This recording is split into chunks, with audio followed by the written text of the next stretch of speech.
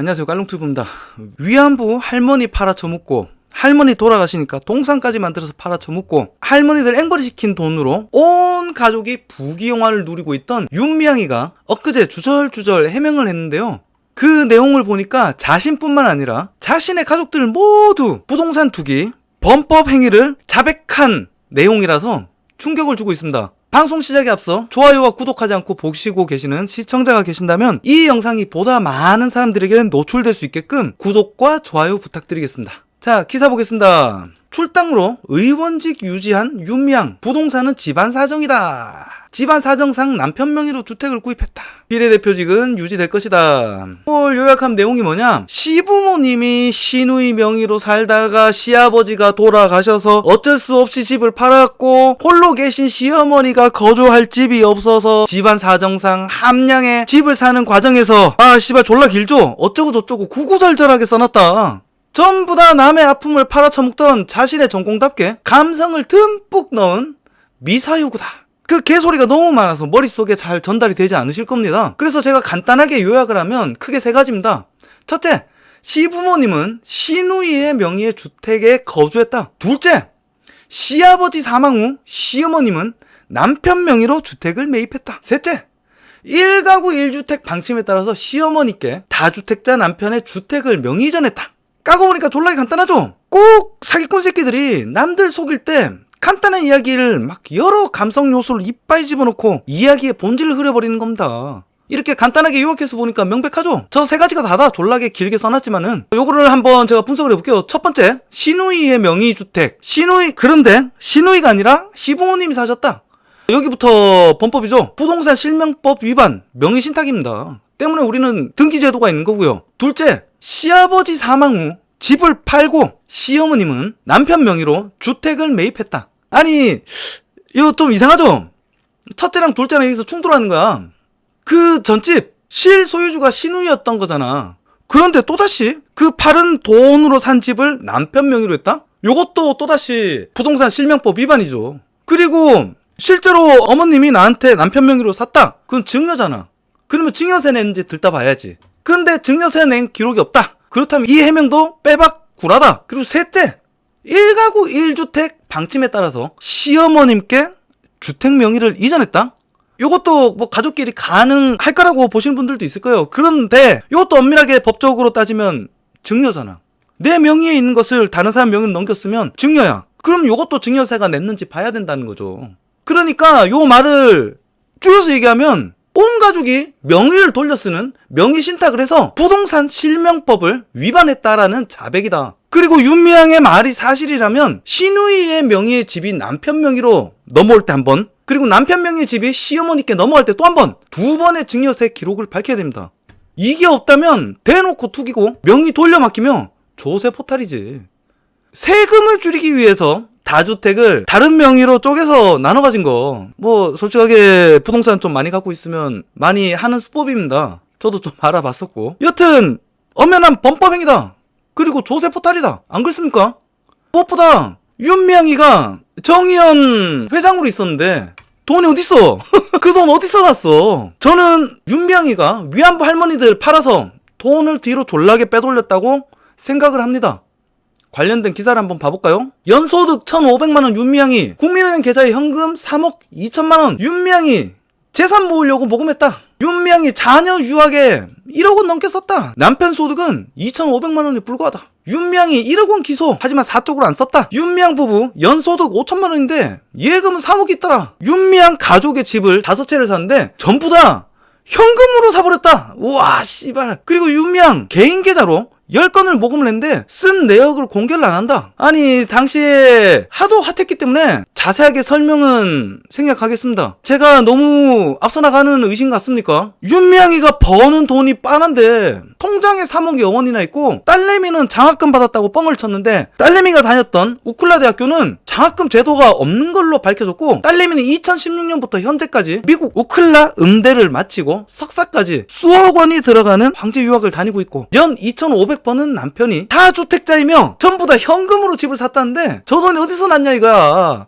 여러분 우리 상식적으로 연소득 부부 합쳐서 5천만 원이면 졸라 살기 빠듯하지 않아요? 근데 주택을 5채를 현금으로 사? 딸내미는 해외 유학을 보내서 석사 과정까지 마치고 있고 미국에서 저 돈이 어디서 왔겠냐 이거야. 상식적으로 의심할 구석은 한 군데밖에 없잖아. 정의연 할머니들을 촐라게 앵벌이 시킨 돈으로 양아치 껌파리들처럼 누워서 착지하고 있었던 거 아니냐고. 그래서 우리가 작년에 분노했던 거잖아요. 그래서 모금의 계좌를 까보라니까 공개를 안 하잖아. 여러분은 저 양아치 껌파리 같은 년이 믿어지십니까? 그리고 어이 토착외구 적폐들의 음모라면서 악을 쓰던 문재인 지지자 대깨문 새끼들아 말을 좀 해봐 미친년들아. 여러분 이게 바로 운동권들의 본질이다. 꼴패미 여성 인권 운동이 저러한 거고 일부 노조가 저러한 거고 환경운동하는 새끼들이 저러한 거고 세월호가 저러한 겁니다. 사회 갈등을 유발하고 아픈 사람들 상처 입은 사람들을 홀라게 팔아서 저그들 운동수단으로 삼고 이념화하고 그걸로 양아치 껌파리 짓거리 하면서 저그들 정치 표장사 하는 거고 돈 벌어먹은 게 현재 집권세력 민주당의 하부 조직들이다. 근데 감히 상식적이고 정의로운 사람들이 저거를 손을 대려니까 어떻게 돼? 자 경찰 마포 소장 죽음 자살로 종결냈지만 풀리지 않는 의문이 졸라게 많다. 윤미향 수사 들어가니까 갑자기 마포 소장이 자살을 했죠. 정의연 윤미향 사건 판사 회식 중에 갑자기 화장실 가서 쓰러져서 돌아가셨다. 보셨죠? 감히 집권 권력의 부패를 비리를 캐거나 알고 있으면 모두 죽임을 당한다. 우리 많이 지켜봤잖아요. 조국 사모펀드 참고인, 버닝썬 감나경찰서, 옵티머스 펀드 이낙연 신보, 금융투자협회장, 민정비서관실, 행정관 한둘이입니까? 의심하는 제가 이상한 겁니까? 정권에 위험한 사건이 터지면 어김없이 사람이 죽어나간다. 참고로 전 절대 자살하지 않겠습니다.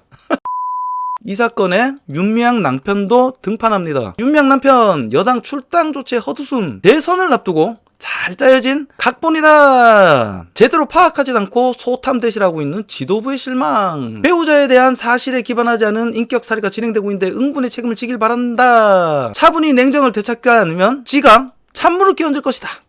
졸라 개소리다. 엄연히 부동산에는 등기가 존재하는 것이고 거기에 윤미향이가 직접 자신의 입으로 실토했다냐. 민주당 새끼들과 이번 정권이 왜 이렇게 윤미향과 한명숙을 싸고 돌지 못해서 안달이냐. 한명숙 남편은 빨갱이 대장 박성준이고 방금 얘기 나왔던 윤미향 남편 역시 그쪽 새끼이기 때문이다.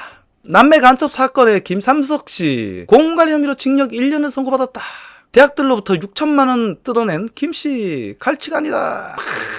졸라게 질이 더럽다. 전국 16개 대학교를 상대로 정보 공개 청구를 하면서 금전을 요구해서 총 6천만원을 삥 뜯었다. 삥 뜯었다가 징역 선고를 받은 새끼다. 이게 운동권의 민낯 아니겠습니까? 졸라게 국민 위한답시고 사회 약자를 위한답시고 시민단체 만들고 집회를 하면서 민주주의를 외치던 운동권의 민낯이 바로 이것이다.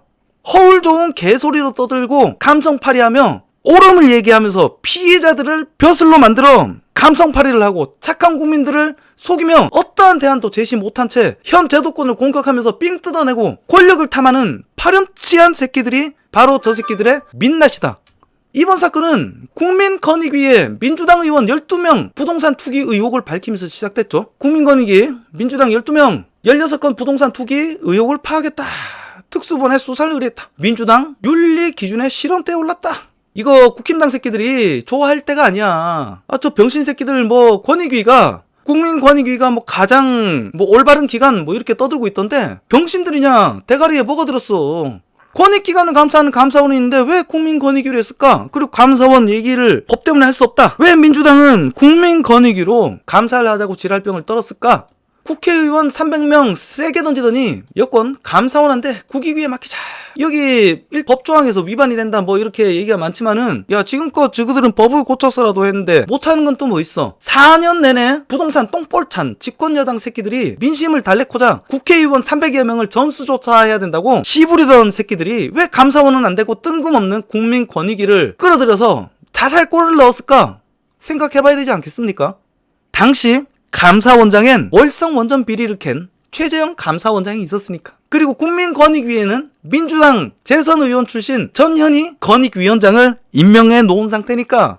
그래서 작년 추미애 아들 군대 탈영 사건에도 이해충돌 소지가 없다. 김학의 불법 출금 사건을 검찰이 수사하고 있음에도 공수처에 의뢰해야 된다는 개소리를 떠들면서 권력 관련 사건 덮기에 열중한 기관이 되었잖아. 국민권익위가. 그리고 민주당 지금 12명 출당 및 탈당 조치를 시켰잖아요. 무슨 대단히 강경한 조치를 취했다라면서 졸라 속상한 척하고 있는데, 자, 우상호, 윤미향 등 부동산 의혹 12명 공개 탈당 권유한다. 투기 의원 탈당을 공고하며 윤미향과 양이원영만 왜 출당을 했을까? 왜 그랬을까? 왜 윤미향과 양이원영이만 출당을 시켰을까? 생각해봐야 되지 않겠습니까? 왜는 왜야? 계속 윤미향이랑 양이원영이를 국회의원직을 유지시켜 주려고 저지랄 하는 거지. 얘네들은 윤미향이랑 양이원영이는 비례대표로 저그들이 직접 땡겨 올린 애들이다. 국민 투표 없이 저그들이 직접 땡겨 올려서 국회의원 비례대표로 시켜준 새끼들이라서 탈당을 시키면 의원직을 유지할 수 없기 때문입니다. 고강도 징계는 먹은 양 떠들지만 탈당은 무슨 대단한 조치가 아니야. 그대로 국회의원직 유지하고 민주당 어떤 정권 할 때마다 얘들은 표를 행사하게 될 건데 말이야. 전부 다 대단한 뭐 없이 똑같이 의원직을 유지시키려고 저지를 하는 거다. 민주당 저 새끼들 엄살 피는 거고, 이거는 다 짜고 치는 고스톱입니다. 그리고 얘네들이 부동산 투기 조사를 합수본에 넘겼다는데, 여러분 합수본이 어딥니까? 조국의 버닝썬, 최근 이용구 특가법 위반 등 권력의 범죄를 덮어주고 무마해줬던 기관, 경찰 조직이다. 여러분, 대한민국 경찰이 대한민국 정부 말은 안 듣는 거 본 적 있습니까? 검찰이 권력형 범죄 수사기관이지 경찰은 행정부 말단 조직이라서 권력형 범죄를 절대 수사할 수 없다. 그리고 검찰은 모가지 잘리고 옷 벗으면 변호사 하면 되지. 근데 경찰은 그냥 잘리면 끝이다. 그러니까 말을 졸라게 잘 듣는 거지. 그래서 검찰의 독립된 수사권이 중요한 거다. 그런데 지능 빠진 대깨문 새끼들이 검찰이 권력의 말을 듣지 않으므로 검찰을 갈아엎어야 된다는 정신 나간 개소리로 검수완박을 외치는 거잖아. 미친 소리 같지 않습니까? 이게 뭐 굉장히 어려운 논리가 아니잖아요, 상권 분립이. 저 병신 새끼들은 지능이 떨어져서 이해를 못한다. 지그들이 무슨 짓을 하고 있는지. 무식도 악이다. 여튼 국힘당 의원님들 그리고 보수 지지자분들 그저 좋아할 때가 아니에요. 우리는 정신 단디 차려야 됩니다. 지금 여론이 거세지니까 민주당 애들도 없잖아 당황하는 듯 하지만 이미 물타기는 시작됐다 얘기입니다. 여러분, 아직도 구독과 좋아요 없이 시청하고 계시는 분들은 이 영상이 보다 많이 알려질 수 있게끔 좋아요와 구독을 부탁드리겠습니다. 이상 준비한 방송을 마치고 다시 찾아뵙겠습니다. 감사합니다.